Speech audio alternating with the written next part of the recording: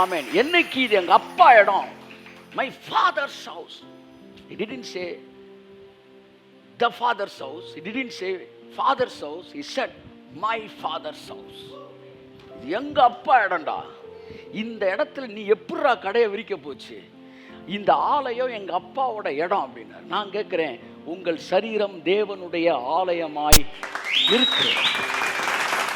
என்ன சொல்லியிருக்கணும்? சுகர் வரும்போது என்ன சொல்லியிருக்கணும் சொல்லணும்? நீங்கள் உங்கள் பாடியில் பலவீனம் வரும்போது, எங்கள் அப்பா வீட்டை எக்ஸ்ரே எடுக்கிறதுக்கும் ஸ்கேன் எடுக்கிறதுக்கும் காசை கொடுத்து வாங்குறதுக்கான வியாபார ஸ்தலமா என் பாடியை எப்படி மாற்ற போச்சு நாமத்தில். This is my father's house. Amen, amen. So அன்புக்குரியவர்களே, மூன்றாம் கட்ட வெற்றியை பேசுகிறேன் நான். முதல் கட்ட வெற்றி ஆவியிலே, இரண்டாம் கட்ட வெற்றி ஆத்மாவிலே. ஆத்மான்றது உன் சுயம். என்னைக்கு ரெண்டாம் கட்ட வெற்றியை பாஸ் ஆனால் தான் நீங்கள் மூணாம் கட்ட வெற்றிக்கு வர முடியும். இன்னும் உட்காந்து அப்படியே மாம்சத்தில் போட்டுக்கிட்டே யோசிச்சுக்கிட்டு இருந்தா நீ ரெண்டாப்பு பாஸ் பண்ணாத வரைக்கும் மூணாப்புக்கு வர முடியாது. என்னைக்கு மாம்ச எண்ணங்களெல்லாம் தூக்கி எறிஞ்சிட்டு கர்த்தர் சொன்னால் எல்லாம் சரியாக தான் சார் இருக்கும் அப்படின்ற இடத்துக்கு என்னைக்கு நீங்கள் வரீங்களோ, மூன்றாம் கட்ட வெற்றிக்குள் கடந்து வருகிறீர்கள். கரங்களை தட்டி கர்த்தருக்கு நன்றி சொல்லுவோம். ஆமென். Price God. ஹல்லேலூயா. என் அன்பான தேவனுடைய பிள்ளைகளே, ஸோ இந்த மூன்றாம் கட்ட வெற்றி என்பது சரீரத்தோடு சம்பந்தப்பட்டது, அதாவது விசிபிள் வேர்ல்டோடு சம்பந்தப்பட்டது. ரெண்டாம் கட்ட வெற்றி என்பது உங்கள் மைண்டோட சம்பந்தப்பட்டது. இங்கே என்னைக்கு நீங்கள் குழப்பத்தெல்லாம் விட்டுட்டு, இல்லை மாம்ச எண்ணத்தை விட்டுட்டு, வைராக்கியத்தை விட்டுட்டு, பெருமையை விட்டுட்டு, அகராதித்தனத்தை விட்டுட்டு, வந்து உட்காந்து யோசிக்கிறத விட்டுட்டு, தீமையானவர்களோடு காம்பினேஷனை போட்டு அவன் சொல்கிறத உட்காந்து வெத்தலையை போட்டு கேட்டுட்டு, அப்புறமேட்டு இங்கே வந்து அதே ஞாபகத்தில் உட்காந்து இது எல்லாத்தையும் விட்டுட்டு ஒரு குழந்தையை போல கைத்தட்டுங்க. நீங்கள் கடவுளுடைய வார்த்தையை நம்ப ஆரம்பிக்கிறீங்களோ அன்னைக்கு ரெண்டாம் கட்ட வெற்றியை நீங்கள் அடைந்து விட்டீர்கள். உங்கள் சோல் கண்ட்ரோலுக்குள்ளே வந்துருச்சு. அடுத்து உங்கள் பாடியில் டிரான்ஸ்ஃபர்மேஷன் நீங்கள் பார்க்க ஆரம்பிக்கிறீங்க. ஸோ மகாபரிசு ஸ்தலத்தில் தேவன் இருந்ததுனால இயேசு சொன்னார், இது எங்கள் அப்பா வீடு, நீ இந்த இடத்த மார்க்கெட் பிளேஸாக மாற்றக்கூடாதுன்னு சொல்லி சுத்தம் பண்ணிட்டார். இயேசு சிலுவையில் அறையப்படுறதுக்கு முன்னாடி பிதாவுக்கு வீடுன்னு எதுவும் இருந்துச்சுன்னா அந்த ஆலயத்தில் மகாபரிசு ஸ்தலம் தான் இருந்துச்சு. எங்கே? அதுவும் ஸ்க்ரீனுக்கு உள்ள. ஆனால் இயேசு சிலுவைக்கு போய் எல்லாம் முடிந்தது அப்படின்னு சொல்லி இந்த மூன்று வெற்றியையும் அவர் சுதந்திரித்த போது, ஒன்று, அவர் சிலுவையிலே சாத்தானின் தலையை நசுக்கினார். 2, என் சித்தம் அல்ல, அவர் சாத்தானின் தலையை நசுக்கிய போது விக்டரி ஓவர் த ஸ்பிரிட்டு.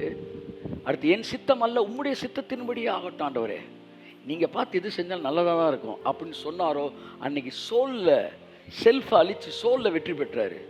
அவர் ரத்தம் எப்பொழுது பெருந்துளிகளாய் தரையிலே விழுந்ததோ அப்போ இந்த உலகத்தின் மீது அவர் ஜெயம் எடுத்தார். இந்த 3 வெற்றியும் அவர் சிலுவையில் பெற்று முடிந்ததுன்னு சொன்னப்போ பிதா ஸ்க்ரீனை கிழிச்சிட்டார். அது கீழ் தொடங்கி மேலாக கிழியவில்லை, மேல் தொடங்கி கீழாய் கிழிந்தது. அதற்கு காரணம், அதுக்கு அர்த்தம் என்னவென்றால், அந்த ஸ்க்ரீனை மனுஷன் கிழிச்சிருந்தானா கீழேருந்து மேலே கிழிச்சிருப்பான். அது மனிதன் கிழித்ததல்ல, தேவன் கிழித்தது, மேலிருந்து கீழாக கிழித்தார். எதுக்கு ஸ்க்ரீனை கிழிச்சாரு? வெளியே வந்துட்டாரு. ஐயா, நீங்கள் மகாபரிசு ஸ்தலத்தில் இருக்கிறாள், எதுக்கியா வெளியே வந்துட்டீங்க? உலகம் மோசமாக இருக்குது, நீங்கள் உள்ளே இருந்தீங்க வெளியே வந்தீங்கன்னா, என்னைக்கு என் பிள்ளை ரத்தம் சிந்தினாரோ அன்னைக்கே இந்த பூமியோட ஒவ்வொரு ஸ்கொயர் ஃபீட்டும் மகாபரிசு ஸ்தலமாக மாறிவிட்டது. என்றைக்கு ரத்தம் சிந்தினாரோ இந்த பூமியிலே அன்றைக்கு இந்த உலகத்தின் ஒவ்வொரு ஸ்கொயர் ஃபீட்டும் மகாபரிசு ஸ்தலத்துக்கு இணையான ஒரு பரிசுத்தமுடைய இடமாக மாறிவிட்டது. இப்ப என் பிதாவின் வீடு என்று நீங்கள் எதை சொல்லலாம்? இந்த உலகத்தின் ஒவ்வொரு ஸ்கொயர் ஃபீட்டும் என் பிதாவின் வீடு என்று நீங்கள் எக்கால சத்தமிடத்தக்கதாக இந்த பூமிக்கான கிரயத்தை அவர் கொடுத்திருக்கிறார். அப்ப இந்த உலகத்தோட இயேசு பிதாவாகிய தேவன் ஸ்கிரீனை விட்டு வெளியே வந்த பிறகு, நல்லா கவனிங்க, இந்த உலகம் பரிசுத்தமானனால வெளியே வந்துட்டார். இந்த உலகத்தை எல்லா பகுதிகளும் பிதாவின் வீடாகவே மாறிடுச்சு. இப்போ நான் சரீரம்ன்ற டெம்பிளை தாண்டி இந்த உலகமே அவரோட டெம்பிளாக மாறிடுச்சு. இதோ மனுஷர்கள் மத்தியில் தேவாதி தேவன் வாசம் செய்கிறார் இந்த இடத்துக்கு வந்துட்டார். இப்போ இந்த உலகம் பிசாசுதுன்னு நீங்கள் சொல்லவே கூடாது. இனி இந்த உலகத்தில் வந்து நல்ல நீதிமான்லாம் வாழ முடியாது சார், அப்படி சொல்ல முடியாது. நீங்கள் சொல்லலாம், சிலுவையில் இயேசு சாகிறதுக்கு முன்னாடி சொல்லலாம். என்னைக்கு அவர் செத்துட்டாரோ அதுக்கப்புறம் இந்த பூமியில் வாழ்கிறதுக்கு ஒரே தகுதி நீதிமானுக்கு மட்டும்தான் இருக்கு. இந்த பூமியில் பணக்காரனாகிறதுக்கு ஒரே தகுதி, கையை தட்டுங்க சார், நீதிமானுக்கு மட்டும்தான் இருக்கிறது. இந்த பூமியிலே ஆரோக்கியமாய் வாழ்வதற்கான தகுதி நீதிமானுக்கு மட்டும்தான் இருக்கிறது. அவருடைய நாட்களிலே துன்மார்க்கன் அல்ல, நீதிமான் செழிப்பான். ஸோ நான் ஒரு நீதிமான் என்கிறபடினா இந்த உலகத்தில் இந்த காலகட்டம் எங்களுடைய காலகட்டம். இனிமே தேவன் செய்ய போகிற வேலை என்னன்னா, புறஜாதிகளுடைய டேபிளை எல்லாம் என்ன செய்ய போகிறாரு? தூக்கி விட போகிறாரு. இனி உலகத்தான் பண்ணுற பிஸ்னஸ் எல்லாம் தூக்கி விட போகிறாரு. இனி wicked people who are connected with witchcraft, who are connected with satanism, who are connected with magician, அவன் எவ்வளவு பெரிய ட்ரில்லியனராக இருந்தாலும் சரி, இந்த நாட்கள் அவனுடைய டேபிளை தேவன் புரட்டி போடுகிற நாட்கள், தன்னுடைய பிள்ளைகளை நிலைப்படுத்துகிற நாட்கள். பிதாவின் வீடு சுத்தமாகி கொண்டிருக்கிற நேரம். இப்பொழுது இந்த உலகத்தை கைப்பற்றுகிற நேரத்திற்கு கடந்து வந்தோம். That is what the third phase of victory, மூன்றாம் கட்ட வெற்றி, இந்த உலகத்தை ஜெயிக்கிற வெற்றி. பிசாசை குறித்த பாருங்க செய்திகள் எல்லாம் போயிடுச்சு, அதுக்கெல்லாம் ஃபேமஸ் இல்லை. பிசாசை பற்றி எத்தனை வகையான ஆவிகள், அதெல்லாம் முடிஞ்சிச்சு சார். ஏன்னா பிசாஸ் என்பவன் எண்ணமற்று போனான். வேதம் சொல்லுகிறது, இனி விக்கிரகங்களை குறித்து நீ நினைக்கிற நினைவுகளும் அதை குறித்து பேசுகிற பேச்சும் இருக்காது என்ற இடத்துக்குள்ளே நாம் வந்து விட்டோம். கையத்தட்டு கையத்தட்டு. ஆனால் வேர்டு உள்ளே போக போக சத்தியத்தை அறியும் போது சோல் டிரான்ஸ்ஃபார்மேஷன், ஸ்பிரிட் ஆஃப் காடோட கனெக்ட் பண்ணுறது பாடி டிரான்ஸ்ஃபார்மேஷன், இயேசுவை ஏற்றுக்கொள்ளும் போது ஸ்பிரிட் டிரான்ஸ்ஃபார்மேஷன். ஸோ பாருங்கள், வேர்ட் ஆஃப் காடை உண்மையாக உத்தமமாக வார வாரம் கேட்டு அதை ரிசீவ் பண்ணுறவனுக்கு சோல் டிரான்ஸ்ஃபார்ம் ஆகிடும். இப்போ அவனை தேர்ட் ஃபேஸு கொண்டு வர்றாரு. மகனே, அடுத்து நம்ம வேலை இந்த பூமியை கேப்சர் பண்ணன்றா. ஏன்னா இந்த பூமிக்கான கரையத்தை நான் கொடுத்துட்டேன். இனி இந்த பூமியில் நீ சக்ஸஸ்ஃபுல் மேனாக இருக்க போகிற. இப்போ வந்து வேறு கவர்மெண்ட் வந்துருச்சு. இந்த கவர்மெண்ட்டில் யார் ஜெயிக்கலாம்னா, உண்மையும் உத்தமம் உள்ளவனும் நீதி உள்ளவனும் நீதிமானும் ஜெயிக்கிற காலம். பொய் சொல்கிறவங்களாம் லட்சாதிபதியாக இருந்தால், நான் சொல்கிறேன் உண்மை சொல்லி பிஸ்னஸ் பண்ணுறவங்களாம் கோடீஸ்வரனாய் மாற நேரம். God is going to overturn the tables of the secular or Gentile trillionaires, businessman. இவங்க டேபிளெல்லாம் தூக்கி விட போகிறார் தேவன். பர்பஸாக செய்வாராம் சார் கர்த்தர். யதார்த்தமாக ஃபெயிலியர் தழுவ மாட்டான். அவன் வாசலை அடைப்பாரான் தேவன். அவனுக்கான வாசல் அடைப்பார். நான் சொல்லுகிற தேவனுடைய வார்த்தை என்றால், வருகிற நாட்களில் மிகப்பெரிய உலகத்தில் பிரபலமான பிஸ்னஸ்மேன் எல்லாம் மிகப்பெரிய ஃபாலோயிங்குள்ளே போகிறத நீங்கள் கேள்விப்படுவீங்க. அவங்களுக்கு கதவுகள் அடைக்கப்படுறதை கேள்விப்படுவீங்க. தேவனுடைய பிள்ளைகளுக்கு கதவுகள் திறக்கப்படுகிறதை நீங்கள் பார்ப்பீர்கள். ஏன் இப்படி செய்கிறீர்கள்? இது என்னுடைய ராஜ்யம், நான் அப்படித்தான் செய்வேன். ஏன்னா அவனுடைய ராஜ்யத்தில் அவன் பிள்ளையை உயர்த்தினான். இப்போ அவருடைய ராஜ்யம். அவர் நாட்களில் நீதிமான் செழிப்பான், செழித்திருப்பான். ஸோ இந்த நாட்கள் தேவனுடைய நாட்கள். பூமியில் ஒவ்வொரு ஸ்கொயர் ஃபீட்டுக்கு அவர் ரூபா கொடுத்துருக்கும் போது, இப்போ நீங்கள் என்ன சொல்லு, இது என் பிதாவின் வீடாக இருக்கிறபடினால் இந்த பூமியில் ஒவ்வொரு ஸ்கொயர் ஃபீட்டும் it is my father's house. பெருமையுடன் சொல்லுங்கள், இது எங்கள் அப்பா வீடு. ஆமேன். இவன் ஃபுல்லாக வந்து இங்கே எஸ்கேப் ஆகி சுவரே குச்சி பரலோகத்து போகிறதுல இருக்கான். அது வந்து ஒரு மிகப்பெரிய வஞ்சனையான ஒரு என்னது போதனை. பரலோகத்துக்கு போகிறதுக்காக தேவன் நம்மளை அழைக்கலை. பூமியில் அரசாளும்படி தேவன் நம்மளை அழைத்திருக்கிறார். பூமி ரொம்ப ஒரு முக்கியமான இடம் சார். ஆமாம், பரலோகம்தான் தாய் வீடு. கல்யாணம் கட்டி கொடுத்த பிறகு தாய் வீட்டுக்கெலாம் போகக்கூடாது. ஆமாம், கல்யாணம் கட்டி கொடுத்த பிறகு பூந்த வீடு தான் முக்கியம். ஆமாம், நம்ம அப்பா வீடு பரலோகமாக இருந்தாலும் இயேசு என்கிற மணவாளனை திருமணம் பண்ண பிறகு இந்த பூமியிலே அரசா. ஆமாம் ஆமாம், சில வசனங்களை வாசிக்க விரும்புகிறேன். வெளிப்படுத்தல் 5:10. எங்கள் தேவனுக்கு முன்பாக எங்களை ராஜாக்களும் ஆசாரியர்களும் ஆக்கினீர். நாங்கள் பூமியிலே அரசாளுவோம் என்று புதிய பாட்டை பாடினார். மறந்துடவே கூடாது. வெளிப்படுத்தல் 5:10. ஆமாம், என்ன சொன்ன? வெளிப்படுத்தல் 5:10. ஈசை ஞாபகத்தில் வச்சுக்காங்க. அவர் எங்களை ராஜாவாக மாற்றிருக்கிறாரு. எதுக்கு ராஜாவாக மாற்றிருக்கிறாரு? எஸ்கேப் ஆகிற ராஜாவா? ஆளுகை செய்கிற ராஜா. ஆமாம், ஆகவே நீங்கள் ஆளுகை செய்யும்படி அழைக்கப்பட்டிருக்கீர்கள். அது எதை ஆளணும்? பரலோகத்தை இல்லை. பைபிள் தெளிவாக சொல்லுது. வசனத்தை வாசிப்பா நல்லா. எங்கள் தேவனுக்கு முன்பாக எங்களை ராஜாக்களும் ஆசாரியர்களும் ஆக்கினீர். நாங்கள் பூமியிலே அரசாளுவோம். கையத்தட்டு, கையத்தட்டு, எல்லாம் கையெழுத்து. நாங்கள் பூமியில் அரசாளுவோம். ஏன் பூமியில் அரசாளம்? This is my father's house. அப்படி என்ன செய்யணும்? எதிர்மறையான எல்லா விஷயங்களையும் துரத்துவதற்கான அதிகாரம் இருக்கு. திறக்கக்கூடாதபடி நீங்கள் பூட்ட முடியும், பூட்டக்கூடாதபடி திறக்க முடியும். தாவீதின் திறவுகோலை உங்களுக்கு கொடுத்திருக்கிறார். பூமியிலே அரசாளுவீர்கள். எங்கேயாச்சும் பரலோகத்தில் ஓரமா இடம் கிடைக்குமா? அப்போ கூட ஒரு சென்டரில் போகணும் இல்லை, ஒரு ஓரமா இடம் கிடைச்சா. இதெல்லாம் வாழ்க்கையில் ஒரு ஒரு ஒரு பெரிய ஒரு நோக்கமே பரலோகத்தில் என்ட்ராகிறது இல்லை. தேவன் பரலோகத்தை மனுஷனுக்கு தரவே இல்லை. பரலோகத்தின் உரிமையாளர், அது இல்லைன்னு நான் சொல்லலை. ஆனால் பரலோகம் வந்து அவரோட ட்ரீம் கிடையாது. அவரோட ட்ரீம் என்ன? வாசிப்போம், சங்கீதம் 115:16. வானங்கள் கர்த்தருடையவைகள். வானங்கள் கர்த்தருடையவைகள். எல்லாரும் என்ன பாருங்க, வானங்கள் கர்த்தருடையவைகள். அடுத்து பூமியையோ மனுபுத்திரருக்கு கொடுத்தார். நீ ஏன் அலையில கை வைக்கிறன்றாரு. வானம் என்னுடையது. இவன் எப்படா, சில பொம்பளை பிள்ளை இருக்கு, எப்படா அப்பா வீட்டுக்கு வந்தால் எதடா தூக்கிட்டு போகலாம் அப்படின்னு ஒரு நோக்கத்திலே இருக்கு. வந்தால் இந்த பீரோ நல்லா எப்போ வாங்கினீங்க, அடுத்த சீன் பார்த்தா பீரோ அங்கே இருக்கு. இப்படி சிலர் எப்பவுமே பரலோகத்தில் கை வைக்கிறதுலே தான் மூடா இருக்கிறாய். பூமியை தாங்க மனுபுத்திரர் கொடுத்திருக்கிறாரு. We will reign on earth, on this earth. இந்த பூமியிலே நாங்கள் அரசாளுவோம். எத்தனை பேர் இந்த பூமியில நீங்க ஜெயிச்சு காட்டணும் விரும்புறீங்க? ஆமே. நீங்க பரலோகத்துக்கு வெளிச்சம் கிடையாது. பரலோகத்துல வந்து சூரியனும் தேவையில்லை, சந்திரன் தேவையில்லை. நீங்க இந்த உலகத்துக்கு வெளிச்சம், நீங்க இந்த பூமிக்கு உப்பு. அப்ப இந்த பூமியில இருந்து லைட் ரெடி அப்படின்னா, நீ டார்ச் லைட் ஆஃப் பண்ணிட்டு நீ வந்து ஷிஃப்ட்டை முடிச்சு வீட்டுக்கு போற ஐடியால இருக்கிற. பூமிக்கு வெளிச்சமாயிருங்கள், உலகத்துக்கு உப்பாயிருங்கள். மலை மேல் இருக்கிற பட்டணம் மறைந்திருக்க மாட்டாது. நீதிமான் வந்து அவனுடைய சிரசின் மேல் ஆசீர்வாதங்கள் தங்கும். ஞானியின் கிரீடம் அவனுடைய செல்வம். ஸோ நீங்க இந்த பூமியில தேவன் உங்களோடு கூட இருக்கிறார். வெளிச்சம்னா என்ன சார் அர்த்தம்? ஒருத்தன் குழப்பத்திலே இருக்கிறான் சார், பாதை இதுவா அதுவான்னு தெரியல, இருட்டுக்குள்ள இருக்கிறான். லைட் அடிச்சோன்னா இதுதான் சார் பாதை அப்படின்னு போயிடுறான்.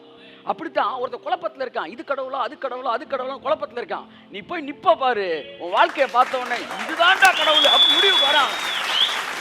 குழப்பத்தில் இருக்கிறவருக்கு வாழ்க்கை ஒரு வெளிச்சமாக இருக்க வேண்டும். உன் வாழ்க்கையில் இருக்கிற உயர்வுகள், வாழ்க்கையில் இருக்கிற ஐஸ்வர்யம், நீ தொடுகிற காரியங்கள், செழிப்பு, அதுல வெற்றி, இவர்களை பார்க்கும்போது மெய்யாகவே இவர்கள் தேவனே, பூமி அனைத்துக்கும் தேவனா இருக்கிறார் என்கிற முடிவுக்கு வரான்.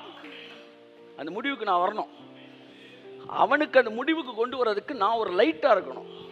My life, my success will be the light of this world.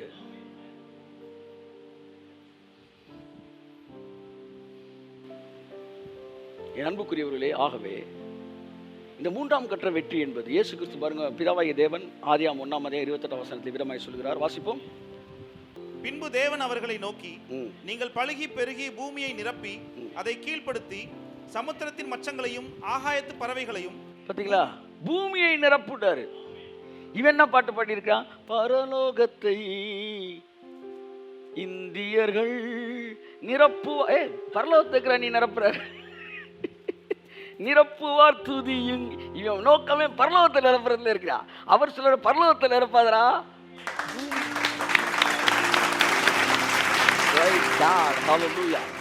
நமக்கு தேவன் கொடுத்திருக்கிற டார்கெட் இந்த பூமியை அரசாலும் பிடிக்க. ஏனென்றால் பூமி தேவனுடைய வானத்தின் வாசல்.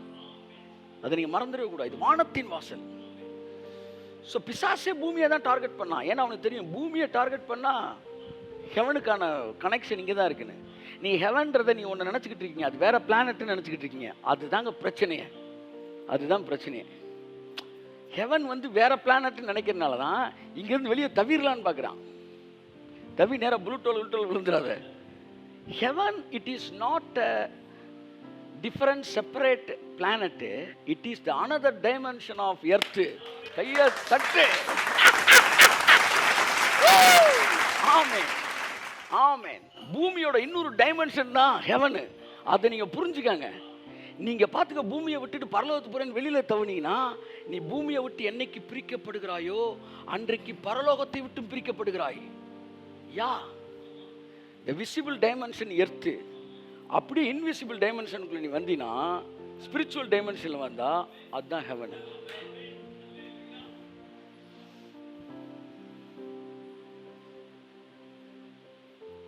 அதனாலதான் மேகம் போன்ற இத்தனை திரளான சாட்சிகள் வேற பிளானட்ல இல்லையா நம்மை சூழ்ந்து நிற்கிறார்கள். இப்பொழுது உங்கள் ஆவிக்குரிய கண்கள் திறக்கப்படும் என்றால் உங்களை சுற்றி நூற்றுக்கணக்கான தூதர்களை இப்பொழுது நீங்கள் பார்க்க முடியும்.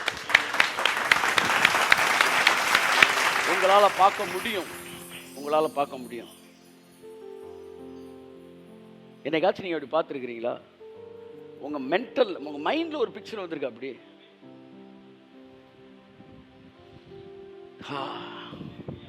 Praise God.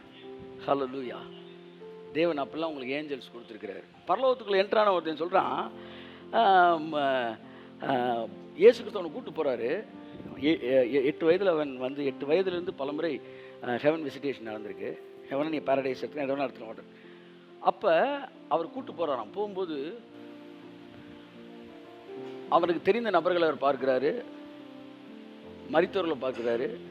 அதில் ஒரு வீட்டில் இருக்கும்போது அந்த வீட்டுக்கு அவர் கூப்பிட்டு போகும்போது வாசல்லேருந்து கதவை தட்டுறாராம். அவன் என்ன எழுதுறாரு அந்த ஊழியக்காரு, அந்த முழு பரலோகம் அவர் இதுங்க, ஆனால் அவர் ஒரு வீட்டுக்குள்ளே போய் கதவை தட்டிட்டு வெளியுமே கம்யூனிகேட் நிற்கிறாருன்னா பரலோகத்தோட கல்ச்சரை பார்த்து நான் மிரண்டுட்டேன் அப்படின்றான். பரலோகம் எப்படி ஒரு கல்ச்சரில் போயிட்டுருக்கு, அதாவது த கிங்டம் எப்படி இருக்குது அப்படின்ற பார்க்கும்போது எனக்கு அவ்வளவு ஆச்சரியமாக இருந்தது. தேவன் கொஞ்சம் யோசிங்க, அவர் அவ்வளவு வந்து ஒரு பூரணமானவர். இப்போ உங்கள் கண்ணு திறந்துச்சுன்னா உங்கள் பக்கத்தில் உங்களுக்கான ஏஞ்சல்ஸை நீங்கள் பார்க்க முடியும். சரி, உங்கள் மனக்கண்கள் திறக்கலை, உங்கள் இமேஜினேஷனுக்கு வாங்க. இமேஜினேஷனில் இல்லாத பாம்பு வர மாதிரி பார்க்குறீங்க, வந்து இமேஜினேஷனில் திடீர்னு ஒரு கருப்புருவம் வந்தால் எப்படி இருக்கும் அப்படின்னு பார்க்குறீங்க. உண்மையிலே விஷனில் நீ பார்க்கல, ஆனால் இமேஜினேஷனில் பார்க்குற. கர்த்தர் சொல்கிறாரு, இல்லாத ஒன்று இமேஜினேஷனில் நீ பார்க்குறீல்ல, அதை கூட ஏன் பாசிட்டிவான விஷயங்களை நீங்கள் இமேஜினேஷனில் பார்க்க மாட்டேன்றீங்க? அதான் சொன்னால் விழுந்து போன மனது அப்படின்றான். நான் சொல்கிறேன் மறுரூபம் அடைந்த மனது. ஸோ நண்புக்குரியவர்களே, இந்த உலகம் இன்னொரு dimension, it is connected with அதுதான் ஹெவன். அப்படி தான் வந்து பூமியை படைச்சாரு. இங்கே பாருங்களேன், ஒன்றுமே இல்லை. இப்போ நீங்கள் வந்து ரட்சிக்கப்பட்ட உடனே உங்கள் ஸ்பிரிட் தேவனோட கனெக்ட் ஆகி நீங்கள் பரலோகத்தை அனுபவிக்க ஆரம்பிக்கிறீங்க. நீங்கள் பாவம் செய்யும்போது தேவனிட்டு துண்டிக்கப்படுகிற மனநிலையில் நீங்கள் இருக்கும்போது பாவம் செய்த உடனே அந்த இம்மீடியட்டாக நீங்கள் தேவனுடைய ப்ரெசன்ஸை மிஸ் பண்ணுறீங்க. இப்போ ஒரு பெரிய பிளானட்லேருந்து நீங்கள் ட்ராவல் பண்ணி நீங்கள் வரல, இங்கேருந்தே தான் நீங்கள் அந்த 2 ஃபீலையும் நீங்கள் உணர்றீங்க. இதே உலகம் இப்போ உங்களுக்கு பரலோகமாக இருக்குது.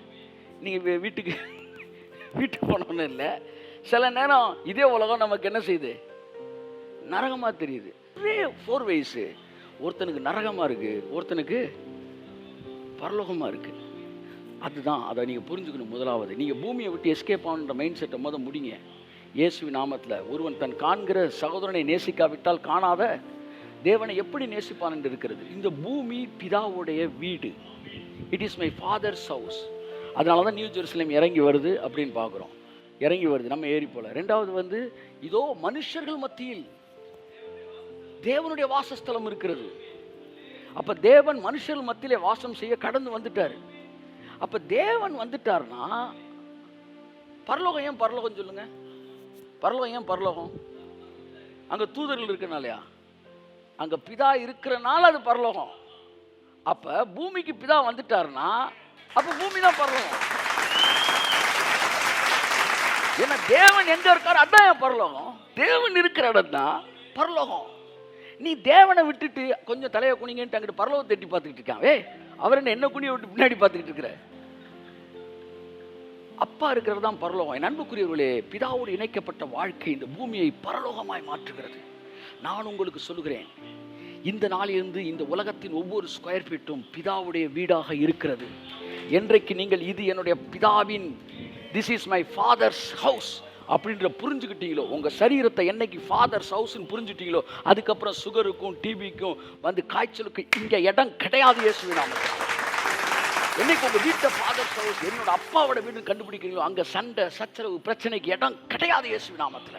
என்னைக்கு உங்க ஆபீஸ இது என் பிதாவின் வீடு என்று நீங்கள் நினைக்கிறீர்களோ, அன்றைக்கு அங்கே நடக்கிற எதிர்மறையான காரியங்கள் விரட்டப்படும் என்று நான் சொல்கிறேன்.